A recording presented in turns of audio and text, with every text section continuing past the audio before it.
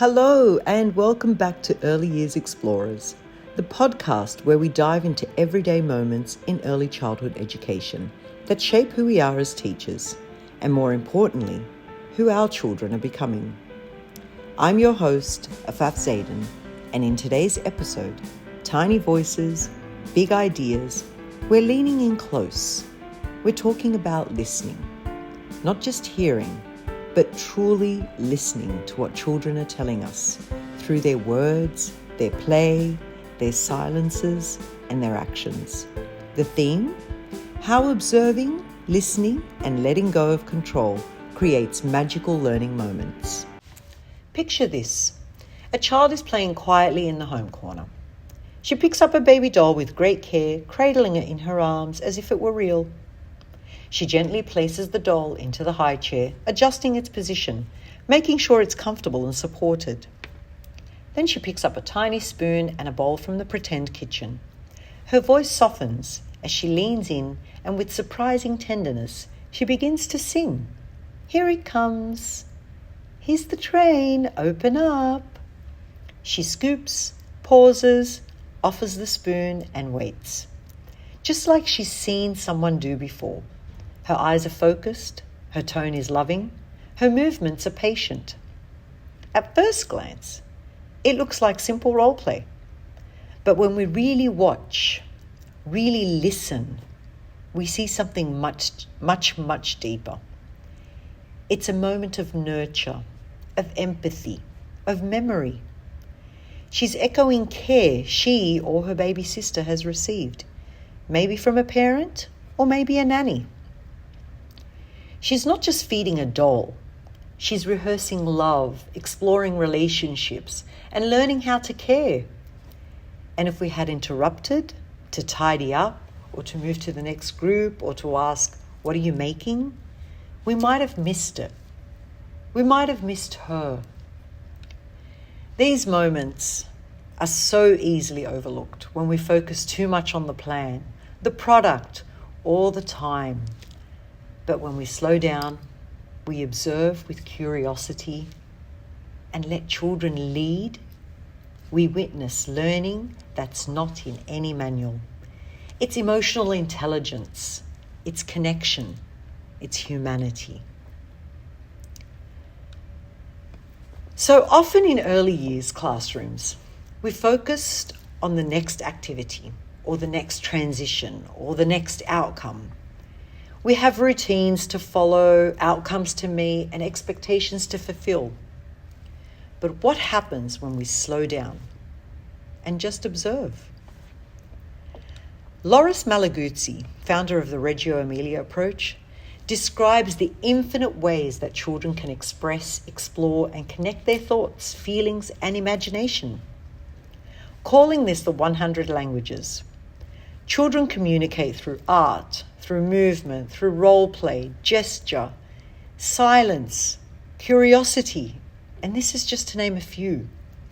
When we truly listen, not just to what they say, but to what they show us, we unlock deeper learning, richer relationships, and moments of connection and joy we could never have planned for. Let me share a moment with you. Ahmed is sitting quietly on the mat, surrounded by a set of wooden blocks. But these aren't just ordinary blocks. They each have a photo of a classmate taped on them. He picks them up, one by one, carefully studying each face. Then he begins to place them into a line, with space in between each one. I watched as he makes decisions. He's reordering them, swapping. Occasionally he's pausing to whisper something to a block before placing it down again. After nearly 20 minutes, I lean in and I ask, "Tell me, what are you doing with the blocks?" He looks up at me, hesitant, and slowly replies in a very, very quiet voice, "These are my friends. They're lining up to go outside. Rima, she's the line leader. Then there's Abdullah, and this one is me. I'm next to Mubarak, he's my friend." And just like that, you see it. This isn't just lining up blocks. It's not just busy hands. It's emotional awareness. It's sequencing. It's inclusion. It's compassion. Ahmed is making sense of the social world, creating a map of connection, of belonging, of care. Now, if I had stepped in earlier to correct him or to speed him up, I would have missed it. I would have missed him, and I would have missed his story. I would have missed the way he sees his place in the classroom and the kindness with which he holds space for others. These moments matter. They're not extra. They are the curriculum. They're the heart of it. Okay, so here's a big one. Letting go of control. That's right, I said it. Go ahead and clutch your lesson plans. I'll wait. Took me a while too. I know as educators, we love control. We thrive on it. We design lessons with color-coded planners. We schedule every minute of our day, even snack time. And we secretly celebrate when a transition goes smoothly, like it's the Oscars of early childhood education. You see, structure makes us feel safe.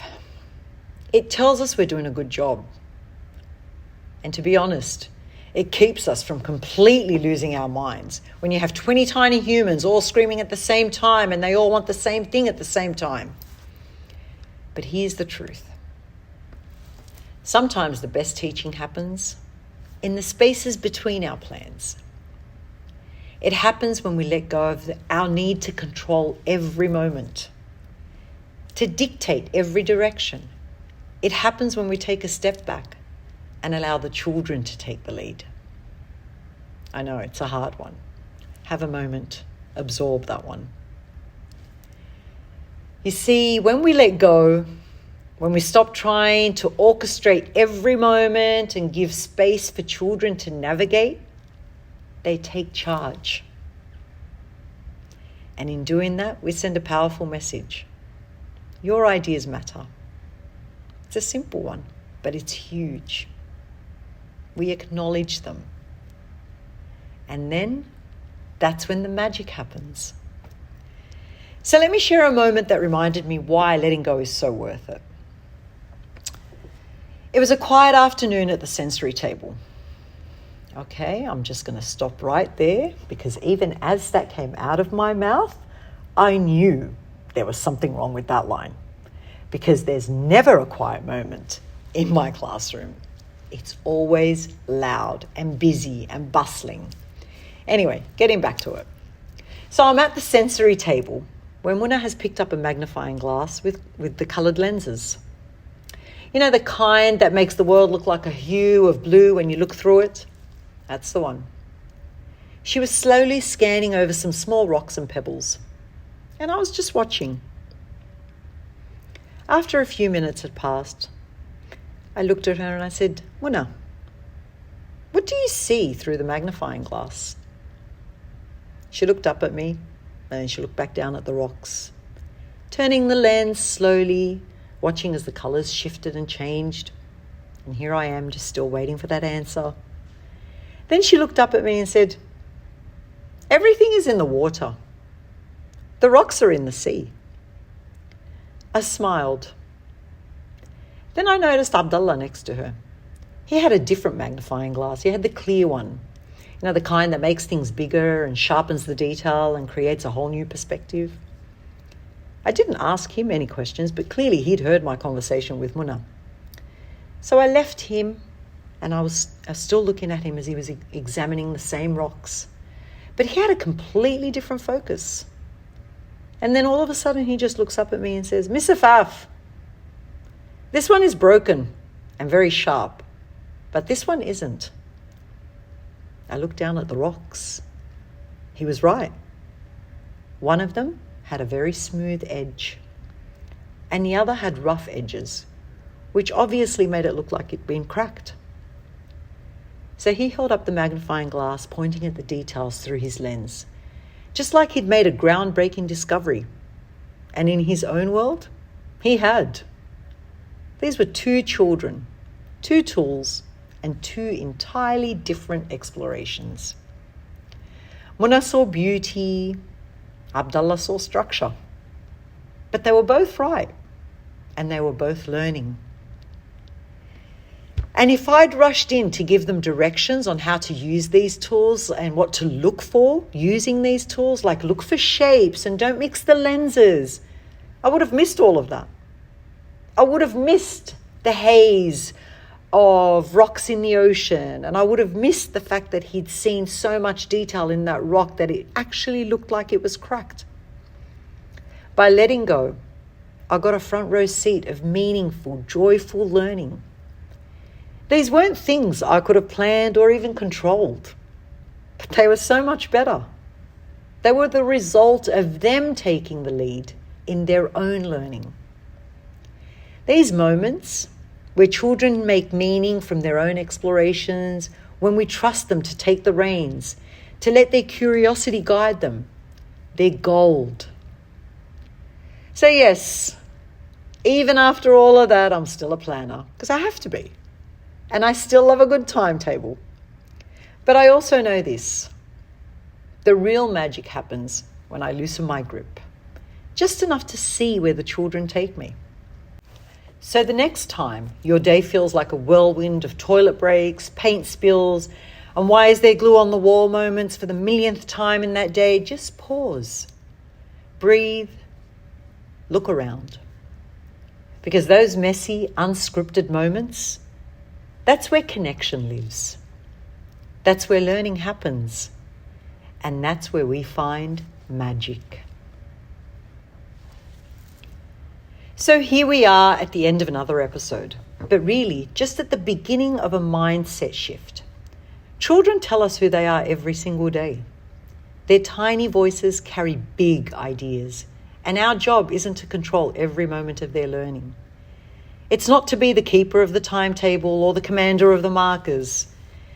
It's to walk beside them, to be the co-pilot on their learning journey, while occasionally rescuing flying things around the classroom. We're not there to have all the answers. So this week, I invite you, yes you, the superhero educator, to slow down, breathe, watch closely, and listen deeply. Even if it's through the noise of someone pretending to be a loud siren in the class. Let the children surprise you. Let them lead. Let go, just a little. Because you might witness a kind of learning you could have never planned for. One that's messy, yes. One that's unpredictable, yes. But it's filled with laughter and one that you will never forget. Thank you for joining me on episode 2 of Early Years Explorers. Tiny voices, big ideas. If you enjoyed this episode, share it with a fellow educator. Reflect on it in your team meetings, or better yet, start a conversation with your students. Until next time, keep listening, keep wondering, and always remember, the smallest voices often have the biggest things to say.